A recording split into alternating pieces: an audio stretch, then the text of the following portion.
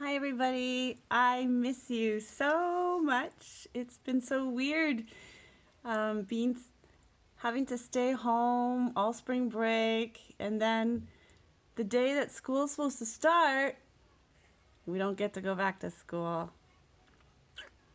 So sad. However, you get to see me, and I'm going to be reading. Oh, it's backwards. The Witches. Yay! Roald Dahl, one of the best books ever. The Witches. Now, we've just started the book, and we've talked about how the book goes. We've talked about witches, and in the book, Roald Dahl says a witch is always a woman, and witches are hard to recognize. But witches are very evil. They do not like children. Their goal in life is to exterminate all children. It's terrible, as you know. And Luke's grandmama is telling this story, the witches, and Luke asks his grandmother if she knows about any incidents where witches have done terrible things to children. And grandmother tells Luke about a few kids. One little girl ended up in a painting, and she grew older and older in the painting, and then sadly one day she was an old lady in the painting, and then she disappeared. It was terrible. And there's a picture. Yeah, and there was a little boy who was turned into a statue. So people used him as an umbrella stand. At least they made good use of him.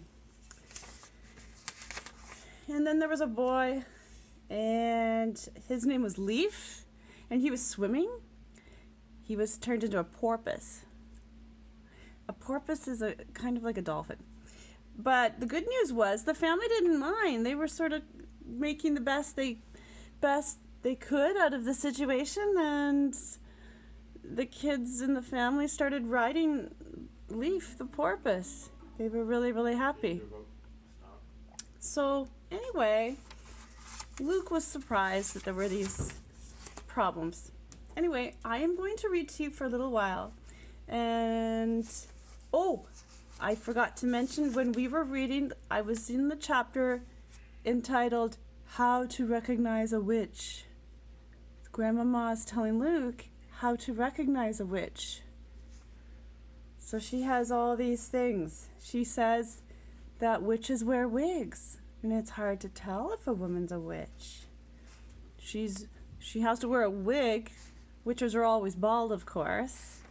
The witches are super itchy when they wear wigs, because if they're bald, it means that the wig is sitting on a bare naked scalp. So it's horrible. So the witches are the kinds of people that scratch their heads all the time.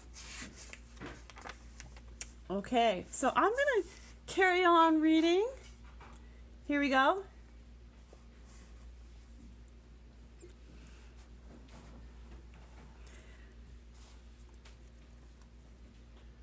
These wigs do cause a rather serious problem for witches. What problem, Grandmama? They make the scalp itch most terribly. She said, you see, when an actress wears a wig, or if you or I were to wear a wig, we would be putting it on over our own hair, but a witch has to put it straight on to her naked scalp. And the underneath of a wig is always very rough and scratchy. It sets up a frightful itch on the bald skin. It causes nasty sores on the head. Wig rash, the witches call it, and it doesn't half itch. What other things must I look for to recognize a witch? I asked.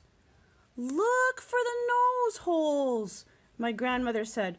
Witches have slightly larger nose holes than ordinary people. The rim of each nose hole is pink and curvy, like the rim of a certain kind of seashell. Why do they have such big nose holes? I asked. For smelling with, my grandmother said. A real witch has the most amazing powers of smell. She can actually smell out a child who is standing on the other side of the street on a pitch-black night. She couldn't smell me, I said. I've just had a bath. Oh, yes, she could, my grandmother said. The cleaner you are, the more smelly you are to a witch. That can't be true, I said. An absolutely clean child gives off the most ghastly stench to a witch. My grandmother said, the dirtier you are, the less you smell. But that doesn't make sense, Grandmama. Oh, yes, it does, my grandmother said. It isn't the dirt that the witch is smelling. It is you. The smell that drives a witch mad actually comes right out of your own skin. It comes oozing out of your skin in waves. And those waves, stink waves, the witches call them, go floating through the air, and they hit the witch right smack in her nostrils. They sent her reeling. Now wait a minute, Grandmama. Don't interrupt, she said. The point is this. When you haven't washed for a week and your skin is all covered over with dirt, then quite obviously the stink waves cannot come oozing out nearly so strong. I shall never have a bath again, I said. Just don't have one too often, my grandmother said. Once a month is quite enough for a sensible child. It was at moments like these that I loved my grandmother more than ever. Grandmama, I said, if it's a dark night, how can a witch smell the difference between a child and a grown-up? Because grown-ups don't give out stink waves, she said. Only children do that. But I don't really give out stink waves, do I? I said, I'm not giving them out at this very moment, am I? Not to me you aren't, my grandmother said. To me you are smelling like raspberries and cream. But to a witch, you would be smelling absolutely disgusting. What would I be smelling of? I asked. Dog's droppings, my grandmother said. I reeled. I was stunned. Dog's droppings? I cried. I am not smelling of dog's droppings. I don't believe it.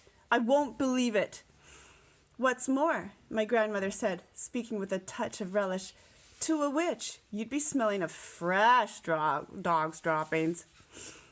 That simply is not true, I cried. I know I am not smelling of dog's droppings, stale or fresh. There's no point in arguing about it, my grandmother said. It's a fact of life. I was outraged. I simply couldn't bring myself to believe what my grandmother was telling me. So, if you see a woman holding her nose as she passes you in the street, she went on, that woman could easily be a witch. I decided to change the subject. Tell me what else to look for in a witch, I said. The eyes, my grandmother said. Look carefully at the eyes, because the eyes of a real witch are different from yours and mine. Look in the middle of each eye where there's normally a little black dot. If she is a witch, the black dot will keep changing color, and you will see fire, and you will see ice dancing right in the very center of the colored dot. It will send shivers running all over your skin. See, I'm not a witch. My grandmother leaned back in her chair and sucked away contentedly at her foul black cigar. I squatted on the floor, staring up at her, fascinated. She was not smiling. She looked deadly serious. Are there other things? I asked her. Of course there are other things, my grandmother said. You don't seem to understand that witches are not actually women at all. They look like women. They talk like women. And they are able to act like women. But in actual fact, they are totally different animals. They are demons in human shape. That is why they have claws and bald heads and queer noses and peculiar eyes. all of which they have to conceal as best they can from the rest of the world. What else is different about them, Grandmama? The feet, she said. Witches never have toes. No toes, I cried. Then what do they have? They just have feet, my grandmother said. The feet have square ends with no toes on them at all. Does that make it difficult to walk? I asked. Not at all, my grandmother said, but it does give them a problem with their shoes. All ladies like to wear small, rather pointed shoes, but a witch, whose feet are very wide and square at the ends, has the most awful job squeezing her feet into those neat little pointed shoes. Why doesn't she wear wide, comfy shoes with square ends? I asked. She dare not, my grandmother said.